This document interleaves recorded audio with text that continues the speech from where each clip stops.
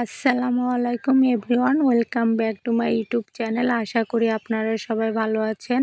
আপনাদের দোয়ায় আমিও ভালো আছি। আজকে আপনাদের মাঝে আরও একটি নতুন ভিডিও নিয়ে হাজির হলাম। আজকে আপনাদের মাঝে আনারস সম্পর্কে বিস্তারিত তথ্য দেওয়ার চেষ্টা করব। ভুল ভ্রান্তি হলে ক্ষমা দৃষ্টিতে দেখবেন, আর ভিডিওটি ভালো লাগলে লাইক কমেন্ট শেয়ার করে দিবেন। আমার পাশে দেখতে পাচ্ছেন কিউট একটা আনারস। কিউট বললাম, অনেক ছোট তো বাচ্চা, সেজন্য কিউট বলে সম্বোধন করলাম।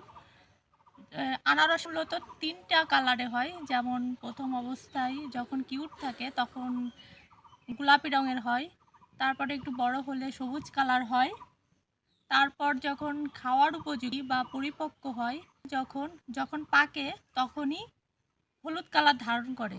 একটা গাছ লাগাইছি, একটা না দুইটা গাছ লাগাইছি। এই যে একটা আনারস গাছ, ওই যে আর একটা আনারস গাছ। এটা অনেক ছোট, যার কারণে ফল আসে নাই। এটাই ফল আইছে, এটা অনেক অনেক আগে লাগানো, সেজন্য ফল আইছে। আনারস মূলত 2 বছর প্রসেসে আনারস পাকে, 2 বছর সময় লাগে আনারস পাকতে।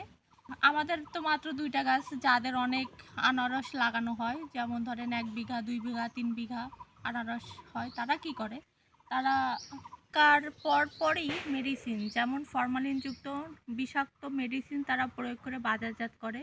এই বিষাক্ত ফরমালিন যদি প্রয়োগ তারা না করে, তাহলে আনারস দেখা যাচ্ছে 2-1 দিনের মধ্যেই আনারসটি পচে নষ্ট হয়ে যাবে, যার কারণে তারা ফরমালিন দিতে বাধ্য হয় এই আনারসে।